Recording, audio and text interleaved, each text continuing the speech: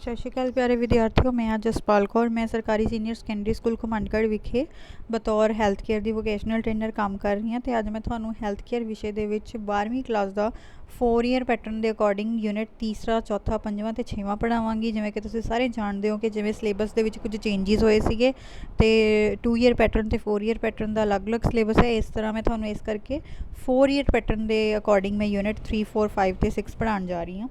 जिस दे विच आपां देखांगे कि जिहड़ा यूनिट 3 है सब तो पहला यूनिट 3 है उस दे विच आंदा बायोमैडिकल वेस्ट मैनेजमेंट, जिस दे विच दस्सिया जांदा कि हॉस्पिटल का कूड़ा करकट है उन्होंने किद्दां मैनेज करना, किवें उहदा खात्मा करना, किवें उहनूं अलग अलग कूड़े करकट के डब्बियां दे विच कलर कोडिंग के अनुसार पाना। ठीक है, इस दे विच आंदे ने जी 4 सैशन, जिस दे विच सब तो पहला सैशन हैगा कि जानकारी दी जाती है बायोमैडिकल वेस्ट मैनेजमेंट बारे। तो जिहड़ा सैकेंड सैशन हुंदा उस दे विच दस्सिया जांदा है कि बायोमैडिकल वेस्ट के साधन किहड़े-किहड़े हुंदे ने, सोर्स किहड़े-किहड़े हुंदे ने ते उहनूं डिस्पोज ऑफ मतलब उहनूं खत्म किद्दां कीता जांदा है। फिर जो तीसरा सैशन है वो दसिया जाता सैग्रीगेशन तो ट्रांसपोर्टेशन। यदा मतलब है सैग्रीगेशन का मतलब होंगे कूड़ा करकट को अलग अलग करना। जिमें कि तुम इस पिक्चर के देख सकते हो अलग अलग कूड़ा करकट के डस्टबीन होंगे ने अलग अलग कलर कोडिंग के अनुसार, जिस अलग अलग कलर का अलग अलग तरह का कूड़ा पाया जाता है। तो ट्रांसपोर्टेशन का मतलब होंगे कि कूड़ा करकट को सही जगह पर भेजना। जिमें कि वार्ड्स के हॉस्पिटल के किसी भी कमरे के जो कूड़ा करकट पैदा हो रहा उन्होंने दूजी जगह तक मतलब उस जगह तक पहुँचाना जिथे वो खत्म हो सके। तो उस तो बाद जो चौथा सैशन है उस की है कि आप पढ़ना है कि हॉस्पिटल के स्टाफ का वक्रे वक्रे जो स्टाफ मैंबरस होंगे ने उन्होंने की रोल है ये बायोमैडिकल वेस्ट मैनेजमेंट के जिमें हुण तुसीं सब तो पहला देख सकते हो कि सैशन 1 है जिसका मतलब है कि जानकारी देना बायोमैडिकल वेस्ट मैनेजमेंट बारे। देखो तुसीं ये पिक्चर देख रहे हो बायो हज़ार सिंबल बनया होया है ना। ਜਦੋਂ भी तुसी कदे हॉस्पिटल के जाओगे या फिर तुसी खुद ये चीज़ इंटरनेट पर भी सर्च करके देख सकते हो कि हॉस्पिटल का जो कूड़ा करकट है उन्होंने जिन्होंने लिफाफिया के पाया जाता है ना उन्होंने लिफाफिया के उत्ते हमेशा ये वाला निशान बनया होगा। यदा मतलब ये है कि जोड़ा कूड़ा करकट है ये हानिकारक है। ठीक है जी, हॉस्पिटल का कूड़ा करकट हमेशा हानिकारक होंगे क्योंकि बहुत सारी इन्फैक्शियस चीज़ा होंदियां ने, मरीज़ के रिलेटेड बहुत सारा कूड़ा करकट होंगे जो कि किसी भी दूजे बंदे नूं बीमारी फैला सकता है। उस तो बाद हैगी अलग अलग डेफिनेशनस ये पढ़ते हैं आप कि बायोमैडिकल वेस्ट की हुंदा है। जिमें कि कोई भी इदा का कूड़ा करकट जो कि हॉस्पिटल के मरीज़ का इलाज करने के दौरान उन्होंने टेस्ट करने के दौरान किसी भी यह जी एक्टिविटी के दौरान पैदा होंगे उन्होंने बायोमैडिकल वेस्ट कहा जाता है। फिर उस तो बाद मैडिकल वेस्ट जोड़ा कि किसी भी हैल्थ केयर फैसिलिटी के होंगे है, किसी भी डॉक्टर के कमरे के या फिर कोई भी ब्लड बैंक के किसी भी एवें के जोड़े डिपार्टमेंट्स के होंगे। क्लीनिकल वेस्ट जिमें कि कोई क्लीनिक्स वगैरह के होंगे। हॉस्पिटल वेस्ट वो वेस्ट जो कि बायोलॉजिकल तो नॉन बायोलॉजिकल होंगे मतलब जो कि डिग्रेड हो सकता या जो नहीं हो सकता उन्होंने मतलब कि हॉस्पिटल वेस्ट कह देंगे जो कि हॉस्पिटल के ही पैदा होंगे हर एक अलग अलग डिपार्टमेंट। और उस तो बाद गल आ जाती है पैथोलॉजिकल वेस्ट जो कि इदा का वेस्ट जो कि किसी सर्जरी के दौरान या फिर किसी ऑटोपसी के दौरान जो कोई भी मरीज़ का कट्टिया वड्डिया अंग होंगे, ठीक है ना, कोई भी इदा की जी चीज़ होंगी है ह्यूमन का कोई भी टिशू होंगे कोई अंग पैर होंगे उन्होंने आप पैथोलॉजिकल वेस्ट कह देंगे। ठीक है जी। उस तो बाद इन्फैक्शियस वेस्ट वो होंगे जिवें मैं तुहानूं पहले ही दस चुकी हाँ कि वो मरीज़ जोड़ा कि कोई इन्फैक्शियस बीमारी के नाल पीड़ित होवे। जिमें कि फॉर एग्जाम्पल आप गल कर लीए कोविड-19 की, जोड़ा मरीज़ कोविड-19 तो पीड़ित है जोड़ा उहदे तो पैदा होया वा कूड़ा करकट होगा उन्होंने आप कहांगे इन्फैक्शियस वेस्ट। इस तरह हज़ार्डस वेस्ट वो होंदा है जो कि ह्यूमन बींग्स के लिए मतलब कि इंसानों के लिए खतरनाक पैदा हो सकता है। ठीक है जी, इस करके हज़ार्डस वेस्ट वो होंगे। उस तो बाद गल आती है रेडियो एक्टिव वेस्ट, जिमें कि तुसीं देखिया होगा एक्सरे डिपार्टमेंट के या फिर सिटी स्कैन MRI करते हुए जोड़ा भी वेस्ट मतलब कि रेज तो अल्ट्रासोनिक वेव्स तो पैदा होंगे है उन्होंने आप रेडियो एक्टिव वेस्ट कह देंगे हैं। उस तो बाद आ जाता प्रैशराइज्ड वेस्ट जो कि गैस सिलेंडर के एरोसोल के कैनस के पैदा होया वा होंगे जिमें कि गैस कंटेनर के आप कह देंगे हैं प्रैशराइज्ड वेस्ट। उस तो बाद आ जाती है गल जनरल वेस्ट की। जनरल वेस्ट जिमें भी घर का आम कूड़ा करकट होंगे वो रीसाइकलेबल वेस्ट जिमें कि प्लास्टिक दी चीज़ा हो गई, कागज़ हो गए जो कि नॉन इन्फैक्शियस हो पेशेंट के कंटैक्ट के ना होना चीज़ों जिन्होंने आप रीसाइकल कर सकते हैं आप कह देंगे रीसाइकलेबल वेस्ट। उस तो बाद हॉस्पिटल वेस्ट में आप उही गल आ गई सेम जिमें आप डेफिनेशनस पढ़ के हटे हैं भी आप इन्होंने सारिया कैटेगरीज़ के वंड सकते हैं। ठीक है जी, general waste, sharps, infected waste, chemical waste, radioactive waste, cytotoxic drugs. Cytotoxic drugs का मतलब होंगे भी जिमें जहरीले ड्रग्स होंगे ने। ठीक है जी। उस तो बाद अगली गल आ जाती है कि इन्होंने ना जोड़े बायोमैडिकल वेस्ट ने उन्होंने अलग अलग कैटेगरी वंडिया गया। जिमें कि कैटेगरी पहली है ह्यूमन एनाटमिकल वेस्ट रखा होया है, कैटेगरी 2 एनीमल वेस्ट है, कैटेगरी 3 माइक्रोबायोलॉजी ते बायोटेक्नोलॉजी वेस्ट है। ये चीज़ां तो मतलब तुहानूं याद करनियां पैणगियां। मतलब तुसी कह सकते हो कि बाय हार्ट थानू लर्न करनियां पैणगियां, या फिर मतलब ਤੁਸੀਂ ਇਹ ਵੀ ਕਹਿ ਸਕਦੇ ਹੋ ਕਿ ਤੁਹਾਨੂੰ ਰੱਟਾਂ ਮਾਰਨੀਆਂ ਪੈਣਗੀਆਂ, ਕਿਉਂਕਿ ਇਹ ਜਿਹੜੀਆਂ ਕੈਟਾਗਰੀਜ਼ ਨੇ ਇਹਨਾਂ ਦੇ ਵਿੱਚ ਜਿਹੜਾ ਪੈਂਦਾ ਹੋਇਆ ਕੂੜਾ ਕਰਕਟ ਹੈ ਕਦੇ ਚੇਂਜ ਨਹੀਂ ਹੋ ਸਕਦਾ। ਇਹ ਸਾਰੀਆਂ ਕੈਟਾਗਰੀਜ਼ ਇੱਦਾਂ ਹੀ ਰਹਿਣਗੀਆਂ, ਠੀਕ ਹੈ ਜੀ। ਉਸ ਤੋਂ ਬਾਅਦ ਹੈਗੀ ਹੈ ਕਿ ਹਸਪੀਟਲ ਵੇਸਟ ਮੈਨੇਜਮੈਂਟ ਦੀ ਇੰਪੋਰਟੈਂਸ ਕੀ ਹੈ, ਇਹ ਜ਼ਰੂਰੀ ਕਿਉਂ ਹੈ, ਕਿਉਂ ਮਹੱਤਵਪੂਰਨ ਹੈ। ਕਿਉਂਕਿ ਕਹਿੰਦੇ ਜਿਹੜਾ ਹਸਪੀਟਲ ਸਟਾਫ ਹੈ ਉਹਦੀ ਸਿਹਤ ਲਈ ਅਤੇ ਮਰੀਜ਼ਾਂ ਦੀ ਸਿਹਤ ਲਈ ਇਹ ਜ਼ਰੂਰੀ ਹੈ। ਕਿਉਂਕਿ ਜੇ ਆਪਾਂ ਹਸਪੀਟਲ ਦੇ ਵੇਸਟ ਨੂੰ ਮੈਨੇਜ ਨਹੀਂ ਕਰਾਂਗੇ ਤਾਂ ਮਰੀਜ਼ਾਂ ਨੂੰ ਔਰ ਬਾਕੀ ਸਭ ਨੂੰ ਵੀ ਬਿਮਾਰੀਆਂ ਹੋਣ ਦਾ ਡਰ ਪੈਦਾ ਹੋ ਸਕਦਾ ਹੈ, ਠੀਕ ਹੈ। ਔਰ ਉਸ ਤੋਂ ਬਾਅਦ ਗੱਲ ਹੈਗੀ ਹੈ ਕਿ ਜਿਹੜਾ ਵੀ ਕੋਈ ਸ਼ਾਰਪ ਨੀਡਲਸ ਵਗੈਰਾ ਹੁੰਦੀਆਂ ਨੇ, ਬਲੇਡ ਹੁੰਦੇ ਨੇ, ਉਹਨਾਂ ਸਾਰੀਆਂ ਚੀਜ਼ਾਂ ਨੂੰ ਕੀ ਹੈ, ਉਹਨਾਂ ਸਾਰੀਆਂ ਚੀਜ਼ਾਂ ਤੋਂ HIV ਏਡਜ਼ ਹੋ ਸਕਦਾ। ਇਸ ਕਰਕੇ ਉਹਨਾਂ ਤੋਂ ਵੀ ਆਪਾਂ ਨੂੰ ਇੱਕ ਛੁਟਕਾਰਾ ਮਿਲ ਜਾਂਦਾ ਹੈ, ਠੀਕ ਹੈ ਜੀ। ਇਸ ਕਰਕੇ ਜੀ ਕਹਿੰਦੇ ਜਿਹੜਾ ਹਸਪੀਟਲ ਵੇਸਟ ਮੈਨੇਜਮੈਂਟ ਬਹੁਤ ਜ਼ਰੂਰੀ ਹੈ, ਸਪੈਸ਼ਲੀ ਜਿਹੜੇ ਕੰਮ ਕਰ ਰਹੇ ਨੇ ਉੱਥੇ ਉਹਨਾਂ ਲਈ, ਕਿਉਂਕਿ ਉਹਨਾਂ ਨੇ ਤਾਂ ਉੱਥੇ ਹੀ ਰਹਿਣਾ, ਮਰੀਜ਼ ਤਾਂ ਫਿਰ ਵੀ ਬਦਲਦੇ ਰਹਿੰਦੇ ਨੇ, ਠੀਕ ਹੈ ਜੀ। ਤਾਂ ਇਸ ਕਰਕੇ ਹਸਪੀਟਲ ਦੇ ਵੇਸਟ ਨੂੰ ਮੈਨੇਜ ਕਰਨਾ ਬਹੁਤ ਜ਼ਰੂਰੀ ਹੈ। ਉਸ ਤੋਂ ਬਾਅਦ ਗੱਲ ਆ ਜਾਂਦੀ ਹੈ ਲਾਸਟ ਇਸ ਦੇ ਵਿੱਚ ਨੋਜ਼ੋਕੋਮੀਅਲ ਇਨਫੈਕਸ਼ਨ ਦੀ। ਨੋਜ਼ੋਕੋਮੀਅਲ ਇਨਫੈਕਸ਼ਨ ਦਾ ਮਤਲਬ ਹੁੰਦਾ ਹੈ ਉਹ ਇਨਫੈਕਸ਼ਨ ਜੋ ਕਿ ਮਰੀਜ਼ ਨੂੰ ਹਸਪੀਟਲ ਦੇ ਆਉਣ ਵਿੱਚ ਮਤਲਬ ਆਉਣ ਤੋਂ ਬਾਅਦ 72 ਘੰਟੇ ਦੇ ਅੰਦਰ ਅੰਦਰ ਹੋਵੇ। ਮਤਲਬ ਕਹਿਣ ਦਾ ਇਹ ਹੈ ਕਿ ਹਸਪੀਟਲ ਦੇ ਵਿੱਚੋਂ ਹੀ ਹੋਵੇ। ਹਸਪੀਟਲ ਦੇ ਵਿੱਚ ਦੇਖੋ ਵੈਸੇ ਤਾਂ ਮਰੀਜ਼ ਠੀਕ ਹੋਣ ਆਉਂਦਾ ਹੈ ਨਾ, ਪਰ ਕੀ ਪਤਾ ਮਰੀਜ਼ ਨੂੰ ਕੋਈ ਬਿਮਾਰੀ ਹੋ ਜਾਵੇ ਡਿਊਰਿੰਗ ਉਹਦੀ ਜਿਹੜਾ ਐਡਮਿਸ਼ਨ ਹੈਗਾ ਉਹਦੀ IPD ਦੇ ਵਿੱਚ। ਤਾਂ ਇਸ ਕਰਕੇ ਇਹਨੂੰ ਆਪਾਂ ਨੋਜ਼ੋਕੋਮੀਅਲ ਇਨਫੈਕਸ਼ਨ ਕਹਿੰਦੇ। ਇਹ ਕਿਸੇ ਵੀ ਤਰੀਕੇ ਨਾਲ ਹੋ ਸਕਦੀ ਹੈ, ਏਰੀਅਲ ਰੂਟ ਨਾਲ, ਡਾਇਰੈਕਟ ਕੰਟੈਕਟ ਦੇ ਨਾਲ, ਫਿਕੋ-ਓਰਲ ਰੂਟ ਦੇ ਨਾਲ, ਪੈਰੈਂਟਲ ਰੂਟ ਦੇ ਨਾਲ, ਕਿਸੇ ਵੀ ਇਕਵਿਪਮੈਂਟ ਦੇ ਰਾਹੀਂ, ਠੀਕ ਹੈ। ਤਾਂ ਇਸ ਕਰਕੇ ਸਾਰੀਆਂ ਚੀਜ਼ਾਂ ਨਾ ਜੋ ਮਰੀਜ਼ ਲਈ ਵਰਤੀਆਂ ਜਾਂਦੀਆਂ ਨੇ ਹਮੇਸ਼ਾ ਸਟਰਾਈਲ ਵਰਤੀਆਂ ਜਾਂਦੀਆਂ ਨੇ।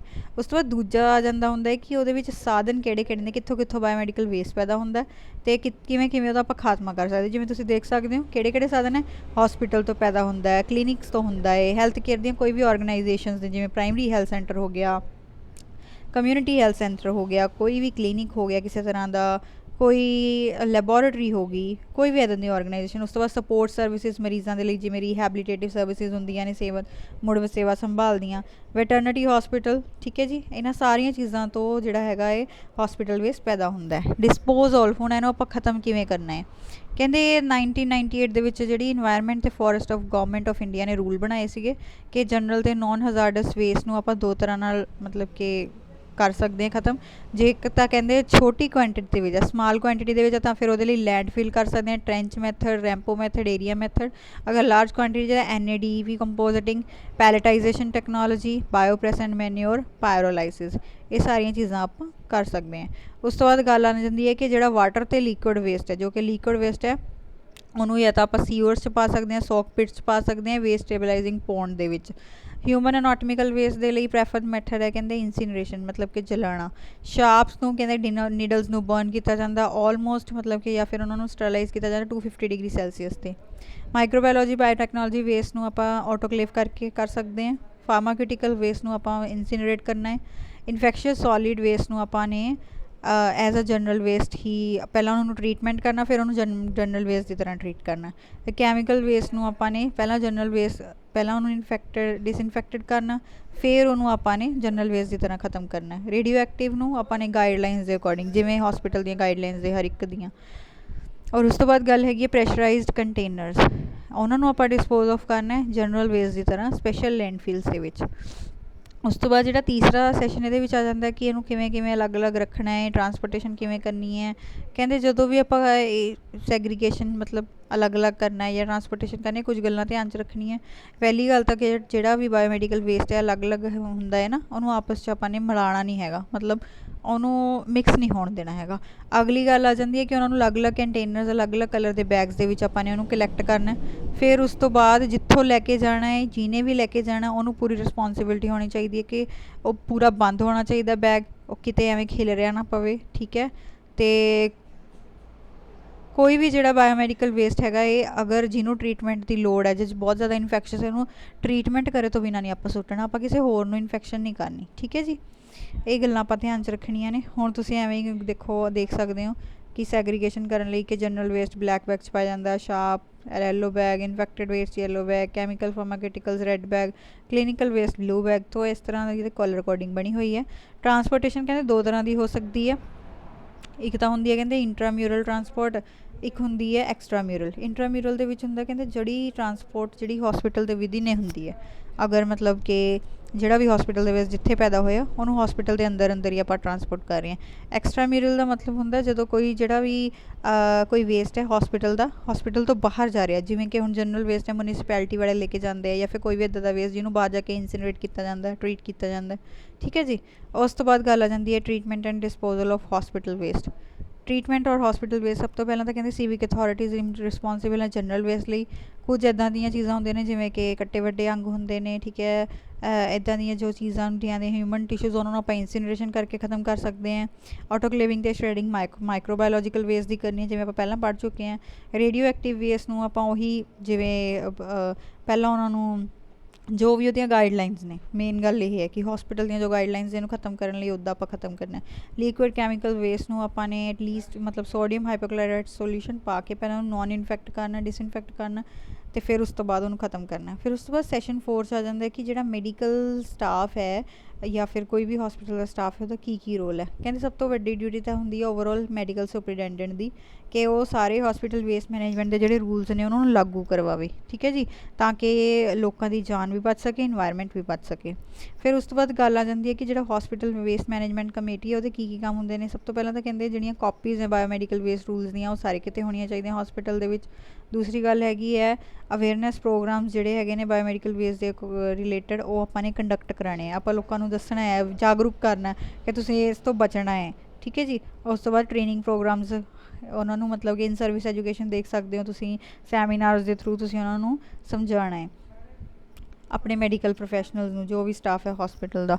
ਫਿਰ ਉਸ ਤੋਂ ਬਾਅਦ ਹਸਪੀਟਲ ਵੇਸਟ ਮੈਨੇਜਮੈਂਟ ਦੇ ਰੂਲਸ ਵਗੈਰਾ ਨੂੰ ਡਿਸਕਸ ਕਰਨ ਲਈ, ਜੋ ਵੀ ਇਸ਼ੂਜ਼ ਆ ਰਹੇ ਉਹਨਾਂ ਨੂੰ ਡਿਸਕਸ ਕਰਨ ਲਈ ਕੋਈ ਨਾ ਕੋਈ ਮੀਟਿੰਗਸ ਹੋਣੀਆਂ ਚਾਹੀਦੀਆਂ ਨੇ।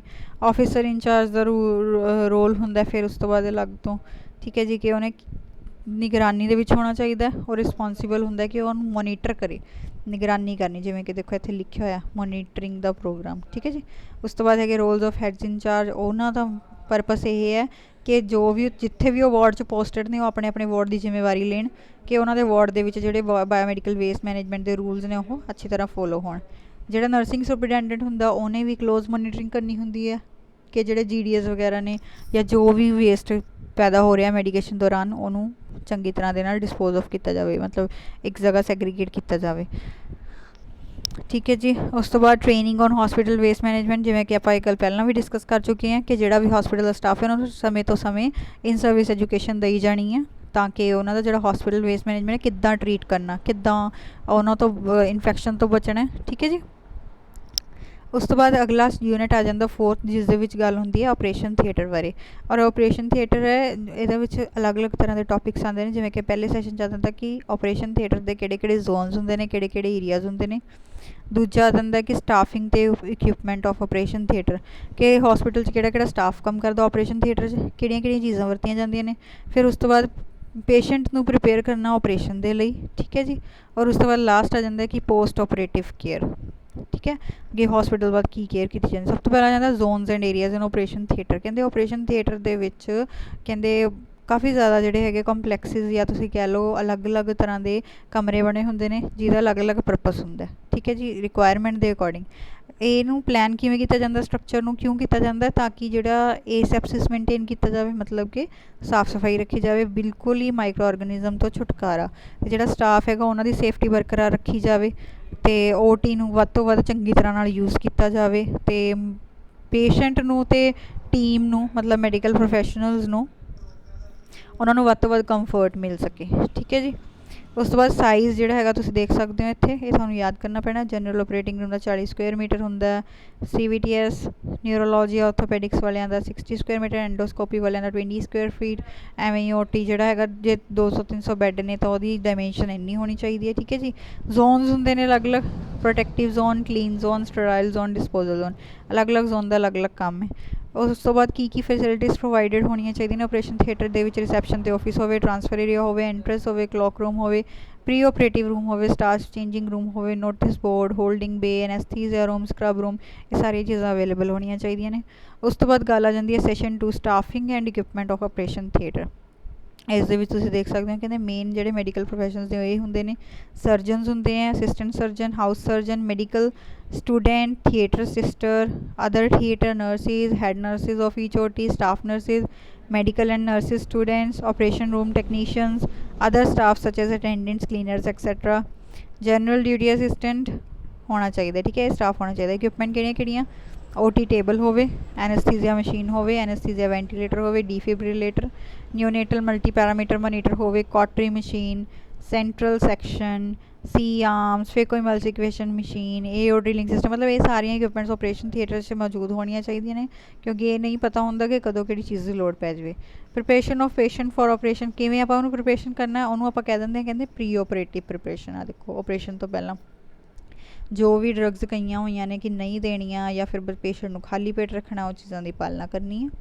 ਪੇਸ਼ੈਂਟ ਦੀ ਜਨਰਲ ਕੰਡੀਸ਼ਨ ਨੋਟ ਕਰਨੀ ਹੈ, ਪੇਸ਼ੈਂਟ ਘਬਰਾਵੇ ਨਾ, ਪੇਸ਼ੈਂਟ ਨੂੰ ਕੰਫਰਟੇਬਲ ਬਣਾਉਣਾ, ਉਹਨੂੰ ਵੱਧ ਤੋਂ ਵੱਧ ਵਿਟਾਮਿਨ ਅਤੇ ਪ੍ਰੋਟੀਨਸ ਦੇਣੇ ਹੈ, ਠੀਕ ਹੈ।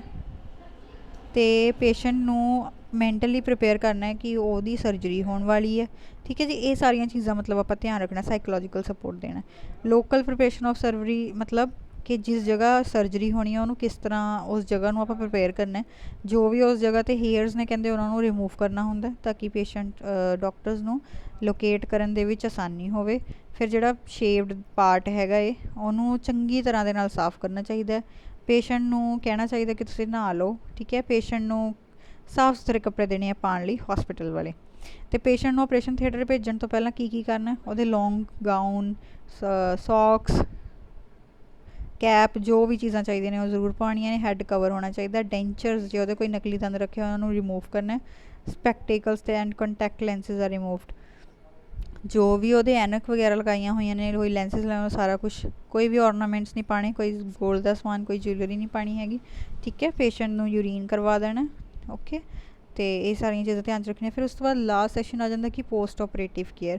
ਪੋਸਟ ਆਪਰੇਟਿਵ ਕੇਅਰ ਦਾ ਮਤਲਬ ਹੁੰਦਾ ਹੈ ਕਿ ਜਦੋਂ ਪੇਸ਼ੈਂਟ ਆ ਗਿਆ, ਪੇਸ਼ੈਂਟ ਦਾ ਆਪਰੇਸ਼ਨ ਹੋ ਗਿਆ, ਆਪਰੇਸ਼ਨ ਤੋਂ ਬਾਅਦ ਦੀ ਕੇਅਰ। ਪੋਸਟ ਦਾ ਮਤਲਬ ਨਾ ਬਾਅਦ। ਕਹਿੰਦੇ ਜਿਹੜਾ GDA ਹੈ ਉਹ ਪੋਸਟ ਆਪਰੇਟਿਵ ਕੇਅਰ ਦੇ ਵਿੱਚ ਇਹਨਾਂ ਚੀਜ਼ਾਂ ਦੇ ਲਈ ਰਿਸਪੋਂਸੀਬਲ ਹੈ ਕਿ ਬੈੱਡ ਜਿਹੜਾ ਹੈਗਾ ਪੇਸ਼ੈਂਟ ਦਾ ਜਿਹੜਾ ਤਿਆਰ ਹੋਵੇ ਜਦੋਂ ਉਹਨੇ ਆਉਣਾ, ਅਤੇ ਉਹਦਾ ਜਿਹੜਾ ਬੈੱਡ ਹੈਗਾ ਬਿਲਕੁਲ ਵਾਰਮ ਕੀਤਾ ਵਾ ਹੋਵੇ, ਮਤਲਬ ਗਰਮ ਕੀਤਾ ਹੋਵੇ ਹੌਟ ਵਾਟਰ ਬੋਟਲ ਦੀ ਹੈਲਪ ਦੇ ਨਾਲ। ਜਿਹੜੇ ਐਕਸਟਰਾ ਬਲੈਂਕਟ ਨੇ ਉਹਨਾਂ ਲਈ ਹੈਲਪ ਲਈ ਜਾਵੇ ਮਰੀਜ਼ ਨੂੰ ਗਰਮ ਰੱਖਣ ਦੇ ਲਈ। ਅਤੇ ਜਿਹੜੇ ਫੋਲੋਇੰਗ ਆਰਟੀਕਲਸ ਨੇ ਉਹ ਨੀਅਰ ਦਾ ਬੈੱਡ, ਮਤਲਬ ਬੈੱਡ ਦੇ ਨੇੜੇ ਆਪਾਂ ਨੂੰ ਰੱਖਣੇ ਚਾਹੀਦੇ ਨੇ। Oxygen cylinder, saline stand, IV stand, bed block ਹੋਣੇ ਚਾਹੀਦੇ ਨੇ, ਟਰੇਜ਼, ਇੰਜੈਕਸ਼ਨ ਟਰੇਜ਼, ਇਹ ਸਾਰੀਆਂ ਚੀਜ਼ਾਂ ਹੋਣੀਆਂ ਚਾਹੀਦੀਆਂ ਨੇ। ਅਤੇ ਇਹ ਪ੍ਰੈਫਰੇਬਲ ਹੈ ਕਹਿੰਦੇ ਕਿ ਜਦੋਂ ਮਰੀਜ਼ ਰਿਕਵਰ ਹੋ ਰਿਹਾ ਹੈ ਆਪਰੇਸ਼ਨ ਤੋਂ ਬਾਅਦ ਉਹਨੂੰ ਰਿਕਵਰੀ ਰੂਮ ਦੇ ਵਿੱਚ ਲਿਜਾਇਆ ਜਾਵੇ, ਠੀਕ ਹੈ ਜੀ, ਤਾਂ ਕਿ ਉੱਥੇ ਆਪਾਂ ਨੂੰ ਪਤਾ ਹੋਵੇ ਕਿ ਇਹ ਪੇਸ਼ੈਂਟ ਹੈਗਾ ਵਾਰਡ ਦੇ ਵਿੱਚ ਨਹੀਂ ਸ਼ਿਫਟ ਕਰਨਾ, ਰਿਕਵਰੀ ਰੂਮ 'ਚ ਉਹਨੂੰ ਅੰਡਰ ਆਬਜ਼ਰਵੇਸ਼ਨ ਰੱਖਿਆ ਜਾਵੇ ਐਟਲੀਸਟ 24 ਆਵਰਸ ਦੇ ਲਈ। ਅਤੇ ਇਹਦੇ ਵਿੱਚ ਵੀ ਕਿਹੜੀਆਂ ਕਿਹੜੀਆਂ ਚੀਜ਼ਾਂ ਚਾਹੀਦੀਆਂ ਨੇ, suction machine, oxygen, sphygmomanometer, IV infusion ਲਈ ਇਕਵਿਪਮੈਂਟਸ, ਬੈੱਡ ਬਲੋਕ, ਰੈਸਪੀਰੇਟਰ, ਸਾਰੀਆਂ ਚੀਜ਼ਾਂ ਚਾਹੀਦੀਆਂ ਨੇ। ਬਿਫੋਰ ਬ੍ਰਿੰਗਿੰਗ ਦਾ ਪੇਸ਼ੈਂਟ ਨੂੰ ਰਿਕਵਰੀ ਰੂਮ 'ਚ ਲਿਆਉਣ ਤੋਂ ਪਹਿਲਾਂ ਉਹਦੇ ਚੈੱਕ ਕਰਨਾ ਕਿ ਉਹਦਾ ਏਅਰਵੇ ਠੀਕ ਹੈ, ਸਾਹ ਆ ਰਿਹਾ ਹੈ, ਰੈਸਪੀਰੇਸ਼ਨ, ਸਾਹ ਦਾ ਰੇਟ ਕਿੰਨਾ ਹੈ, ਟੈਂਪਰੇਚਰ, ਪਲਸ, ਬਲੱਡ ਪ੍ਰੈਸ਼ਰ, ਸਾਰੀਆਂ ਚੀਜ਼ਾਂ ਨੋਰਮਲ ਹੈ ਜਾਂ ਨਹੀਂ ਹੈ। ਇਹ ਸਾਰੀਆਂ ਚੀਜ਼ਾਂ ਦਾ ਆਪਾਂ ਨੇ ਧਿਆਨ ਰੱਖਣਾ। ਔਰ ਉਸ ਤੋਂ ਬਾਅਦ ਗੱਲ ਆ ਜਾਂਦੀ ਹੈ ਕਹਿੰਦੇ ਕਿ ਜੋ ਵੀ ਪੋਜੀਸ਼ਨ ਕਹੀ ਹੈ ਡਾਕਟਰ ਨੇ ਮਰੀਜ਼ ਨੂੰ, ਉਹਦਾ ਆਪਰੇਸ਼ਨ ਹੋਣ ਤੋਂ ਬਾਅਦ ਆਪਾਂ ਨੇ ਉਹ ਜਿਹੜੀ ਪੋਜੀਸ਼ਨ ਹੈਗੀ ਉਹਨੂੰ ਜ਼ਰੂਰ ਦੇਣੀ ਹੈ। ਪੇਸ਼ੈਂਟ ਦੇ ਵਾਈਟਲ ਸਾਈਨਸ ਜਿਹੜੇ ਹੈਗੇ ਨੇ, ਅਹਿਮ ਚਿੰਨ੍ਹ ਨੇ, ਉਹਨਾਂ ਨੂੰ ਜ਼ਰੂਰ ਨੋਰਮਲ ਰੱਖਣਾ ਹੈ, ਠੀਕ ਹੈ ਜੀ। ਉਸ ਤੋਂ ਬਾਅਦ ਪੇਸ਼ੈਂਟ ਨੂੰ ਗਰਮ ਰੱਖਣਾ ਹੈ, ਪੇਸ਼ੈਂਟ ਨੂੰ ਬਿਲਕੁਲ ਨੋਰਮਲ ਟੈਂਪਰੇਚਰ 'ਤੇ ਰੱਖਣਾ ਹੈ। ਔਰ ਜਿਵੇਂ ਜਿਹੜੇ ਫਲੂਇਡਸ ਹੁੰਦੇ ਨੇ, ਨੋਰਮਲ ਸਲਾਈਨ, ਰਿੰਗਰ, ਲੈਕਟੇਟ, ਇਹ ਆਪਾਂ ਚਲਾਈ ਜਾਣੇ ਨੇ, ਠੀਕ ਹੈ ਜੀ, ਜਿੰਨੀ ਕੁ ਪੇਸ਼ੈਂਟ ਨੂੰ ਨੀਡ ਹੈਗੀ ਹੈ। ਉਸ ਤੋਂ ਬਾਅਦ IV ਫਲੂਇਡਸ ਨੇ ਉਹ ਆਪਾਂ ਨੂੰ ਜ਼ਿਆਦਾ ਦੇਰ ਲਈ ਦੇਣੇ ਪੈਂਦੇ ਨੇ।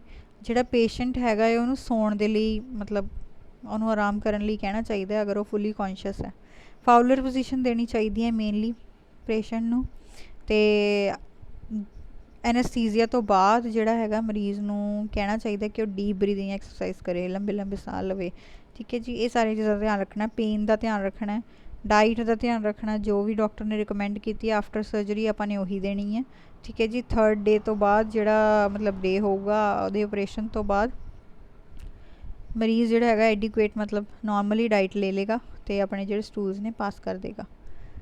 ठीक है जी, ये सारी चीज़ों ध्यान च रखनी है। उस तो बाद गल आ जाती है 5th यूनिट की, जिसका नाम हैगा कि role of GDA in disaster management and emergency response. इस लगभग 3 लैसन ने, डिजास्टर मैनेजमेंट ते एमरजेंसी रिस्पॉन्स बारे इंट्रोडक्शन, फिर दूजे च आ जाता है कि role and responsibility of emergency response team, की उन्होंने जिम्मेवारियां होंदियां ने फाइटिंग फायर एमरजेंसी लिए। सब तो पहले आ जाता है disaster management and emergency response. कहते डिजास्टर वो कंडीशन है जो कि तबाही मचा देंदी है। तुसीं सब ने सुनिया होगा जिवें कि डिजास्टर की होंदा है, कोई भूचाल आना, कोई सोका पै जाना, नेरी झक्खड़ तूफान, जिहदे नाल बहुत सारे लोगों की इकट्ठी मौत होवे या फिर बहुत सारे लोगों का इकट्ठा नुकसान होवे। गोल्स ऑफ डिजास्टर मैनेजमेंट क्यों किया जाता है, ताकि जिहड़ा कोई भी खतरा हो रहा है उन्होंने आपां घटाइए या फिर उन्होंने अवॉइड कर सकीए। अगर किसी भी लोगों नूं मतलब विक्टिम नूं, मतलब जो पेशेंट है, ठीक है, उन्होंने आपां सपोर्ट कर सकीए तो अपने को जल्दी तो जल्दी अपने को ट्रीटमेंट हो। ये तुसीं देख सकते हो डिजास्टर मैनेजमेंट साइकिल होंदा है। सब तो पहला आप मिटिगेशन करते हैं, प्रिपरेशन, रिस्पॉन्स, रिकवरी। ये साइकिल जोड़ा है इदा ही चलता रहिंदा। फेजिज होंगे ने डिजास्टर मैनेजमेंट, और साइकिल के ही फेजिज ने। सब तो पहला होंदा मिटिगेशन का मतलब होंदा कि आप कोशिश करनी है कि जो डिजास्टर का इफेक्ट आप घट कर सके। जिथे आपू पता है कि खतरा है, आपने उत्थे वध तो वध ध्यान देना है, तो आपने बिल्डिंग कोड्स लगाने हैं, वल्नरेबिलिटी एनालिसिस करनी है, ठीक है जी। पब्लिक नू अवेयर करना है तुसीं किवें बच सकते हो, मतलब ज़्यादा जिथे आपू पता है कि हाँ इत्थे भुचाल आ सकते हैं या कोई भी एवें दी प्रॉब्लम हो सकती है, उत्थे आप ज़्यादा ध्यान देना। उस तो बाद गल आ जाती है जी प्रिपेयर्डनैस का मतलब होंदा है मरीज़ नूं तैयार करके रखना, या फिर तुसीं कह सकते हो कि एमरजेंसी नूं प्रिपेयर करके रखना मरीज़ों के आने तो पहला। जो तुहानूं पता लग गया कि फलानी जगह सुनामी आई है या फलानी जगह फ्लड आया, तो उस टाइम के उत्ते तुहानूं पता कि हॉस्पिटल तुहाडे कोल ही लोग आएंगे, तो इस करके तुहाडा फर्ज बनता है कि तुसीं तैयार होकर रखो। डिजास्टर मैनेजमेंट वालियां नूं तैयार करके रखो, तो जिहड़ा तुहाडा डिजास्टर वाला कबर्ड है वो भी ਉਹਦਾ भी समान जोड़ा यूज़ हो सके। उस बाद प्रिपेयरनैस के होर आ जाता है कि एमरजेंसी एक्सरसाइज की करानियां ने, ठीक है, वह खान पीन का की सिस्टम है, उन्होंने बोलना चलना कम्यूनीकेशन सिस्टम की है, ये सारी चीज़ों का ध्यान रखना है। उस तो बाद आ जाता रिस्पॉन्स। फिर जो एक्चुअल कहते हुण आप मिटिगेशन भी कर ली, प्रिपेयरनैस भी कर ली, जो एक्चुअल के हुण भूचाल आ गया या फिर कह लो कि तुसीं नेड़ी झक्खर आ गया, उस समय आपने रिस्पॉन्स करना, ठीक है जी। रिस्पॉन्स किवें करना आप देखना है कि आप कर सकते हैं पेशेंट नूं बचाने के लिए। उस तो बाद हैगी गल रिकवरी की, कि आपने रिकवर करना है। रिकवर दे विच क्या है कि आपने जो सिचुएशन पहला सी भूचाल आने तो या फिर डिजास्टर आने तो पहला आपने उन्होंने उस तरह ही ठीक करना। उस बाद अगले सैशन आ जाता है कि जो एमरजेंसी रिस्पॉन्स टीम होंगी है, इन्हों की एक टीम बनी हुई होंगी है डिजास्टर मैनेजमेंट वालियां दी, उन्हों का की रोल है। इस दे विच आ जाता कहते स्ट्रक्चर रोल्स एंड स्ट्रक्चर, मतलब किदा कि मैंबर होंगे ने, ER team leader, safety officer, fire suppression team, search ते rescue team 2 people, medical trials team, ये सारे अलग अलग तरह के मैडिकल ट्रीटमेंट टीम 2, इक्विपमेंट किहड़ियां यूज़ होंदियां ने, देखो तो बहुत सारी इक्विपमेंट्स के नाम लिखे हुए हैं। Hazardous material response, frac tanks, vacuum trailers, excavators, triaxle dump trucks, roll off container trucks, air condition, recovery tools, mobile incident, ये सारिया चीज़ा आप यूज़ कर सकते हैं।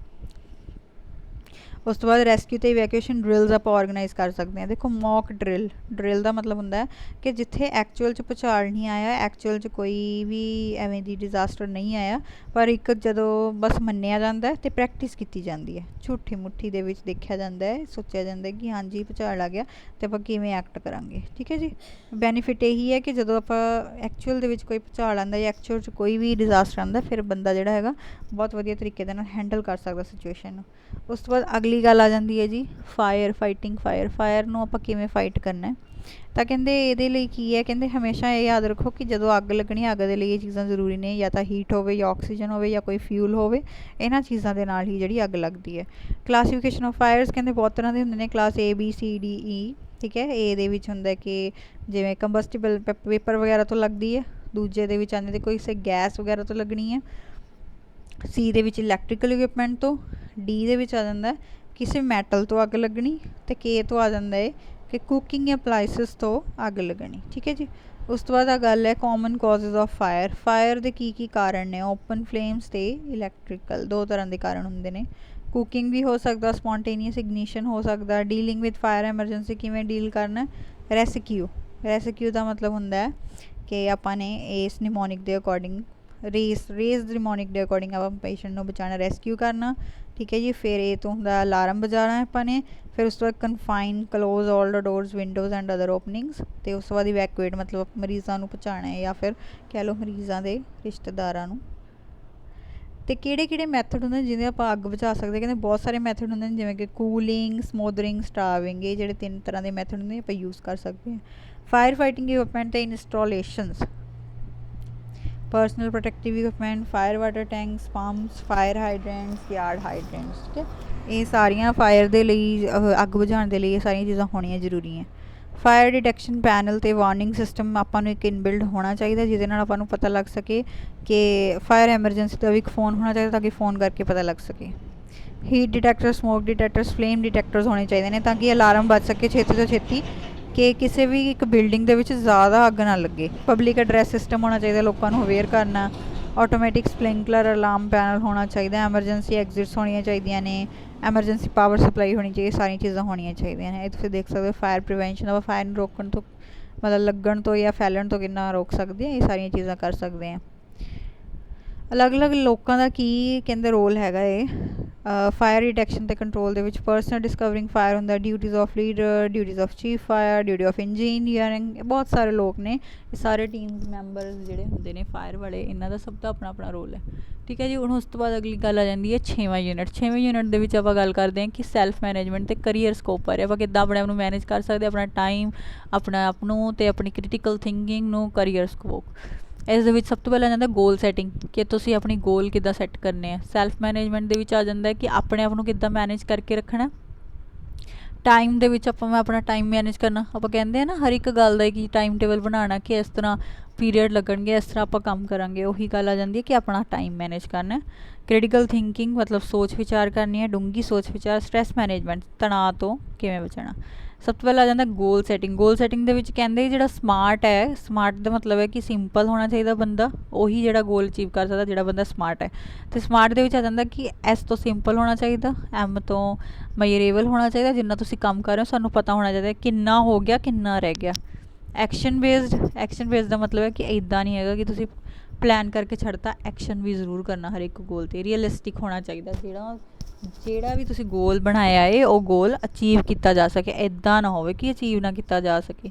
टाइम लिमिटेड कोई टाइम बॉन्ड होना चाहिए कि भाई हूँ मैं अपने 12वीं के पेपरों के पहले नंबर पर आना, यदा मतलब है कि टाइम बॉन्ड है। ठीक है जी। पीपल कहते जो भी लोग अपने गोल सैट करते हैं कहते वो हमेशा अपनी जिंदगी के वधिया परफॉर्म करते हैं, वधिया चीज़ा हासिल करते हैं। सैकेंड आ जाता सैल्फ मैनेजमेंट करना, अपने आप को मैनेज करना, अपने आप को किसी भी तनाव तो दूर रखना है, अपने आप को डिसिपलिन के रखना है ताकि थोड़ी जिंदगी सही तरीके चले। जेकर तुम अपने आप को मैनेज नहीं करोगे थोड़ी जिंदगी उथल पुथल हो जाएगी। पर्सनल डेवलपमेंट अपने आप की डेवलपमेंट किमें कर सकते हो तुम, अपने आप को अवेयर करके, अपने आप लिए नॉलेज इकट्ठी करके, वधिया वधिया नवीं नवीं चीज़ां सीख के। ठीक है जी। पैसा भी होना ज़रूरी है, अपनी स्ट्रेंथ बढ़ानी है, तो जिहड़े नैगेटिव पॉइंट ने थोड़े उन्होंने कढ़ना है। अपनी स्पिरिचुअल डेवलपमेंट माइंड मैडिटेशन वगैरह के नाल आपां कर सकते हैं। ठीक है जी।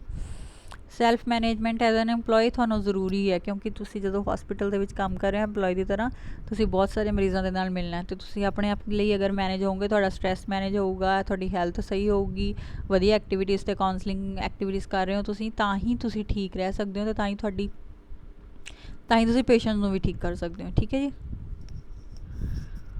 उस तो बाद हैगा ये हमेशा इस गल ते फोकस करो जो तुसी रोल प्ले कर सकते हो उही करना है। अगर थानू कोई भी इदा की चीज़ कही जाती है कि तुसी ये कर दो जो थानू नहीं आती तो तुसी सिंपली रिफ्यूज़ कर दो। ठीक है जी। अगला तीसरा यूनिट आ जाता होंगे कि टाइम मैनेजमेंट का। टाइम मैनेजमेंट कहते बहुत जरूरी है अज के टाइम के क्योंकि अज के समय के अपने को समय की ही घाट है। इस करके जो आप टाइम मैनेज नहीं करांगे तब दुनिया के पिछे रह जाएंगे। हर एक काम डिवाइड करना पैंदा टाइम के अकॉर्डिंग। ठीक है जी। उस तो बाद गल आ जाती है कि changing attitude using time wisely. ये की है टाइम मैनेजमेंट के लिए सब तो पहले एटीट्यूड चेंज करो कि तुम ये चीज़ हासिल करनी है। सैकेंड आ जाता कि जो भी थोड़ा टाइम है जिन्ना भी समय वो ध्यान नाल अकल दे नाल यूज़ करो। इदा नहीं है कि अपना टाइम वेस्ट करते रहो, टाइम बहुत कीमती चीज़ है। उस तो बाद गल आ जाती है कि किमें आप कर सकते हैं अपनी प्रायोरिटी सैट करके ਆਪਣੇ ਆਪ ਨੂੰ ਸਪੈਸੀਫਿਕ ਬਣਾ ਕੇ ਕਿ ਹਾਂ ਬਸ ਇਹੀ ਕੰਮ ਕਰਨਾ ਹੈ। ਸਮਾਲ ਬਾਈਟ ਸਾਈਜ਼ ਪੀਸਿਸ ਦੇ ਵਿੱਚ ਕੰਮ ਵੰਡਣਾ, ਮਤਲਬ ਥੋੜ੍ਹਾ ਥੋੜ੍ਹਾ ਕਰਕੇ ਕੰਮ ਕਰਨਾ ਜੋ ਵੀ ਤੁਹਾਡਾ ਹੈਗਾ, ਠੀਕ ਹੈ ਜੀ। ਜੋ ਵੀ ਤੁਹਾਡੇ ਕੋਲ ਅਵੇਲੇਬਲ ਟਾਈਮ ਹੈ ਉਹਨੂੰ ਪੂਰਾ ਤੋਂ ਪੂਰਾ ਯੂਜ਼ ਕਰਨਾ। ਇਨਵਾਇਰਨਮੈਂਟ ਇਸ ਤਰ੍ਹਾਂ ਬਣਾਉਣਾ ਕਿ ਤੁਹਾਡਾ ਕੰਮ ਸਾਰਾ ਹੋ ਸਕੇ। ਇੱਕ ਰੂਟੀਨ ਬਣਾਉਣੀ ਹੈ, ਡਿਸਿਪਲਿਨ ਹੋਣਾ ਚਾਹੀਦਾ। ਕਿਵੇਂ ਕਿਵੇਂ ਤੁਸੀਂ ਸ਼ਡਿਊਲ ਕਰਨਾ ਆਪਣੇ ਕੰਮ ਨੂੰ, ਤੁਸੀਂ ABC ਦੇ ਵਿੱਚ ਜੋ ਟਾਸਕ ਤੁਹਾਨੂੰ ਲੱਗਦਾ ਬਹੁਤ ਅਰਜੈਂਟ ਉਹਨੂੰ A 'ਤੇ ਰੱਖੋ, ਜੋ ਟਾਸਕ ਇੰਪੋਰਟੈਂਟ ਹੈ ਪਰ ਅਰਜੈਂਟ ਨਹੀਂ ਹੈਗੇ ਉਹਨੂੰ B 'ਤੇ ਰੱਖੋ, ਉਹ ਟਾਸਕ ਜਿਨ੍ਹਾਂ ਤੋਂ ਬਿਨਾਂ ਛੱਡ ਵੀ ਸਕਦੇ ਉਹਨਾਂ ਨੂੰ ਤੁਸੀਂ C 'ਤੇ ਰੱਖੋ। ਹਮੇਸ਼ਾ ਜਦੋਂ ਆਪਣੇ ਆਪ ਨੂੰ ਤੁਸੀਂ ਮੈਨੇਜ ਕਰਨਾ ਜਾਂ ਟਾਈਮ ਮੈਨੇਜ ਕਰਨਾ, ਉਹਦੇ ਲਈ ਕੀ ਹੈ, ਹਮੇਸ਼ਾ ਇੱਕ ਟੂ ਡੂ ਲਿਸਟ ਬਣਾ ਕੇ ਰੱਖੋ ਜਿਸ ਦੇ ਵਿੱਚ ਤੁਸੀਂ ਮਾਸਟਰ ਸ਼ਡਿਊਲ ਬਣਾਓਗੇ। ਤੁਸੀਂ ਤੁਹਾਨੂੰ ਇਹ ਹੋਣਾ ਚਾਹੀਦਾ ਕਿ ਤੁਸੀਂ ਇੱਕ ਵੀਕ 'ਚ ਕਿਹੜੇ ਗੋਲਸ ਪੂਰੇ ਕਰਨੇ, ਇੱਕ ਮਹੀਨੇ 'ਚ ਕਿਹੜੇ ਕਰਨੇ ਹੈ, ਠੀਕ ਹੈ ਜੀ। ਇਹ ਸਾਰੀਆਂ ਚੀਜ਼ਾਂ ਦਾ ਤੁਸੀਂ ਧਿਆਨ ਰੱਖਣਾ, ਆਪਣਾ ਇੱਕ ਟਾਸਕ ਬਣਾ ਕੇ ਰੱਖਣਾ ਹੈ, ਠੀਕ ਹੈ। ਕੋਈ ਬਹੁਤ ਹੀ ਜ਼ਿਆਦਾ ਡਿਟੇਲ ਨਹੀਂ ਪਾਣੀ ਹੈਗੀ, ਇੱਕ ਸਿੰਪਲ ਜਿਹਾ ਸ਼ਡਿਊਲ ਬਣਾ ਕੇ ਰੱਖੋ। ਉਸ ਤੋਂ ਬਾਅਦ ਆ ਜਾਂਦੀ ਅਗਲੀ ਗੱਲ ਕ੍ਰਿਟੀਕਲ ਥਿੰਕਿੰਗ ਦੀ। ਇਹਦਾ ਮਤਲਬ ਹੁੰਦਾ ਕਿ ਆਪਣਾ ਆਪ ਨੂੰ ਵਿੱਚ ਸੋਚਣਾ ਬੰਦਾ, ਤਾਂ ਕਿ ਬਹੁਤ ਜ਼ਿਆਦਾ ਕਲੀਅਰਲੀ ਅਤੇ ਰੈਸ਼ਨਲੀ ਦਾ ਮਤਲਬ ਹੈ ਕਿ ਸਬੂਤ ਦੇ ਨਾਲ, ਐਵੀਡੈਂਸ਼ੀਅਲ ਮਤਲਬ ਸੋਚ ਸਕੇ ਕਿ ਕੀ ਹੋਊਗਾ ਇਸ ਦੇ ਨਾਲ, ਕਿੱਦਾਂ ਹੋਊਗਾ ਕਿੱਦਾਂ ਨਹੀਂ, ਠੀਕ ਹੈ ਜੀ। ਉਸ ਤੋਂ ਬਾਅਦ ਹੈਗਾ ਕ੍ਰਿਟੀਕਲ ਥਿੰਕਿੰਗ ਕਿੱਦਾਂ ਹੁੰਦੀ ਹੈ। ਕ੍ਰਿਟੀਕਲ ਥਿੰਕਿੰਗ 'ਚ ਕਹਿੰਦੇ ਇੰਟਰਪ੍ਰੀਟੇਸ਼ਨ ਹੁੰਦੀ ਹੈ, analysis, inference, evaluation, explanation, self regulation, ਇਹਨਾਂ ਸਾਰੀਆਂ ਚੀਜ਼ਾਂ ਦੇ ਨਾਲ ਆਪਾਂ ਕ੍ਰਿਟੀਕਲ ਥਿੰਕਿੰਗ ਕਰ ਸਕਦੇ ਹਾਂ। ਲਾਸਟ ਸੈਸ਼ਨ ਜਿਹੜਾ ਆਉਂਦਾ ਇਸ ਦੇ ਵਿੱਚ 6ਵੇਂ ਯੂਨਿਟ ਦਾ, ਉਸ ਦੇ ਵਿੱਚ ਆ ਜਾਂਦਾ ਸਟ੍ਰੈਸ ਮੈਨੇਜਮੈਂਟ, ਤਣਾਅ ਦਾ ਪ੍ਰਬੰਧ ਕਰਨਾ। ਜੇਕਰ ਤੁਸੀਂ ਸਟ੍ਰੈਸ ਦੇ ਵਿੱਚ ਰਹੋਗੇ ਤੁਸੀਂ ਮਰੀਜ਼ਾਂ ਦੀ ਦੇਖਭਾਲ ਨਹੀਂ ਕਰ ਸਕਦੇ, ਇਸ ਕਰਕੇ ਤੁਹਾਡੇ ਲਈ ਸਟ੍ਰੈਸ ਮੈਨੇਜਮੈਂਟ ਕਰਨਾ ਬਹੁਤ ਜ਼ਰੂਰੀ ਹੈ। ਕਿਹੜੀਆਂ ਕਿਹੜੀਆਂ ਚੀਜ਼ਾਂ ਨੇ ਜੋ ਸਟ੍ਰੈਸ ਪੈਦਾ ਕਰਦੀਆਂ ਨੇ? ਕੋਈ ਵੀ ਫਿਜ਼ੀਕਲ ਚੀਜ਼ਾਂ, ਠੀਕ ਹੈ, ਜਿਵੇਂ ਕਿ ਕੋਈ ਕੱਟ ਲੱਗ ਗਿਆ, ਕਿਸੇ ਦੀ ਉਂਗਲੀ ਜਲ ਗਈ, ਠੀਕ ਹੈ। ਫਿਰ ਉਸ ਤੋਂ ਬਾਅਦ ਕੋਈ ਵੀ ਬਿਮਾਰੀ, ਕੋਈ ਵੀ ਅਗਰ ਬੰਦਾ ਟ੍ਰੈਫਿਕ ਦੇ ਵਿੱਚ ਡਰਾਈਵ ਕਰ ਰਿਹਾ ਉਹ, ਠੀਕ ਹੈ। ਇਹਨਾਂ ਸਾਰੀਆਂ ਚੀਜ਼ਾਂ ਦੇ ਨਾਲ ਸਟ੍ਰੈਸ ਪੈਦਾ ਹੁੰਦਾ। ਸਟ੍ਰੈਸ ਕਹਿੰਦੇ ਇੱਕ ਕਿਲਰ ਹੈ। ਮੈਨੀ ਪੀਪਲ, ਬਹੁਤ ਸਾਰੇ ਲੋਕ ਕਹਿੰਦੇ ਇਹ ਸੋਚਦੇ ਹੈ ਕਿ ਜਿਹੜਾ ਸਟ੍ਰੈਸ ਹੈ ਇੱਕ ਸਾਇਲੈਂਟ ਕਿਲਰ ਹੈ, ਉਹ ਬੰਦੇ ਨੂੰ ਮਾਰ ਸਕਦਾ ਬਟ ਬਿਨਾਂ ਦੱਸੇ। ਔਰ ਉਸ ਤੋਂ ਬਾਅਦ ਗੱਲ ਆ ਜਾਂਦੀ ਹੈ ਕਿ ਬਹੁਤ ਸਾਰੀਆਂ ਬਿਮਾਰੀਆਂ ਨੇ ਜਿਹੜੀਆਂ ਸਟ੍ਰੈਸ ਕਰਕੇ ਹੁੰਦੀਆਂ, ਜਿਵੇਂ ਕਿ high blood pressure, headache, neck pain, backache, cold ache, asthma, weight gain, fatigue, loss of sleep, anger ਮਤਲਬ ਗੁੱਸਾ ਆਉਣਾ, ਲੋ ਸੈਲਫ ਐਸਟੀਮ, ਇਹ ਸਾਰੀਆਂ ਚੀਜ਼ਾਂ। ਸੋਸ਼ਲ ਪ੍ਰੋਬਲਮਸ ਕੀ ਆਉਂਦੀਆਂ ਨੇ ਕਿ ਆਪਾਂ ਲੋਕਾਂ ਦੇ ਨਾਲ ਵਿਵਹਾਰ ਨਹੀਂ ਠੀਕ ਹੁੰਦਾ ਆਪਣਾ, ਜਾਂ ਆਪਣੇ ਰਿਲੇਸ਼ਨ ਨਹੀਂ ਵਧੀਆ ਬਣਦੇ ਹੈਗੇ, ਅਤੇ ਆਪਾਂ ਕਈ ਵਾਰੀ ਆਪਣੇ ਆਪ ਨੂੰ ਇਕੱਲਾ ਮਹਿਸੂਸ ਵੀ ਕਰਦੇ ਹਾਂ, ਠੀਕ ਹੈ ਜੀ। ਉਸ ਤੋਂ ਬਾਅਦ ਹੁਣ ਆਪਾਂ ਮੈਨੇਜ ਕਿਵੇਂ ਕਰ ਸਕਦੇ ਹਾਂ ਸਟ੍ਰੈਸ ਨੂੰ। ਪਹਿਲਾਂ ਤਾਂ ਤੁਹਾਨੂੰ ਪਤਾ ਹੋਣਾ ਚਾਹੀਦਾ ਸੋਰਸ ਸਟ੍ਰੈਸ ਪੈਦਾ ਕਿੱਥੋਂ ਹੋ ਰਿਹਾ। ਸੈਕਿੰਡ, ਫਿਰ ਤੁਸੀਂ ਦੇਖਣਾ ਕਿ ਤੁਸੀਂ ਇਹ ਤੋਂ ਛੁਟਕਾਰਾ ਪਾ ਵੀ ਸਕਦੇ ਹੋ ਜਾਂ ਨਹੀਂ। ਫਿਰ ਤੁਸੀਂ ਦੇਖਣਾ ਕਿ ਤੁਸੀਂ ਕਿੱਦਾਂ ਛੁਟਕਾਰਾ ਪਾ ਸਕਦੇ ਹੋ। ਫਿਰ ਉਸ ਤੋਂ ਬਾਅਦ ਬਹੁਤ ਜ਼ਿਆਦਾ ਸਟ੍ਰੈਸ ਨਹੀਂ ਲੈਣਾ ਹੈਗਾ, ਅਤੇ ਸਟ੍ਰੈਸ ਨੂੰ ਜਿੱਦਾਂ ਤੁਸੀਂ ਮੈਨੇਜ ਕਰ ਸਕਦੇ ਹੋ, ਜਿੱਦਾਂ ਤੁਹਾਨੂੰ ਸੋਲਿਊਸ਼ਨ ਲੱਗਦਾ ਉਹਦੇ ਅਨੁਸਾਰ ਤੁਸੀਂ ਉਹਨੂੰ ਮੈਨੇਜ ਕਰਨ ਦੀ ਕੋਸ਼ਿਸ਼ ਕਰੋ, ਠੀਕ ਹੈ ਜੀ। ਉਸ ਤੋਂ ਬਾਅਦ ਸਟ੍ਰੈਸ ਮੈਨੇਜਮੈਂਟ ਕਰਨ ਲਈ ਬਹੁਤ ਸਾਰੀਆਂ ਸਕਿੱਲਸ ਨੇ, ਬਹੁਤ ਸਾਰੀਆਂ ਚੀਜ਼ਾਂ ਨੇ ਜੋ ਤੁਸੀਂ ਕਰ ਸਕਦੇ ਹੋ। ਆਪਣੀਆਂ ਫੀਲਿੰਗਸ ਨੂੰ ਐਕਸਪ੍ਰੈਸ ਕਰੋ, ਇੱਕੋ ਚੀਜ਼ 'ਤੇ ਫੋਕਸ ਕਰੋ, ਟਾਈਮ ਮੈਨੇਜਮੈਂਟ ਵੀ ਸਕਿੱਲਸ ਅਪਣਾਓ, ਆਪਣੇ ਆਪ ਨੂੰ ਰਿਲੈਕਸ ਰੱਖੋ, ਠੀਕ ਹੈ ਜੀ। ਉਸ ਤੋਂ ਬਾਅਦ ਹਮੇਸ਼ਾ ਹੈਲਦੀ ਡਾਈਟ ਖਾਓ, ਐਕਸਰਸਾਈਜ਼ ਕਰਦੇ ਰਹੋ, ਪੋਜ਼ੀਟਿਵ ਐਟੀਟਿਊਡ ਰੱਖੋ, ਆਪਣੇ ਨਾਲ ਗੱਲ ਕਰੋ, ਆਪਣੇ ਆਪ ਨੂੰ ਹਮੇਸ਼ਾ ਹੌਸਲਾ ਦਿੰਦੇ ਰਹੋ, ਚੰਗੀ ਨੀਂਦ ਲਓ ਅਤੇ ਰੈਸਟ ਕਰੋ। ਇਹ ਸਾਰੀਆਂ ਚੀਜ਼ਾਂ ਤੁਸੀਂ ਕਰ ਸਕਦੇ ਹੋ, ਠੀਕ ਹੈ ਜੀ। ਸੋ ਇਹ ਸੀਗਾ unit 3, 4, 5 and 6 12th the 4 year pattern ਦੇ ਅਕੋਰਡਿੰਗ। ਮੈਨੂੰ ਉਮੀਦ ਹੈ ਤੁਹਾਨੂੰ ਸਾਰਿਆਂ ਨੂੰ ਸਮਝ ਆਇਆ ਹੋਊਗਾ।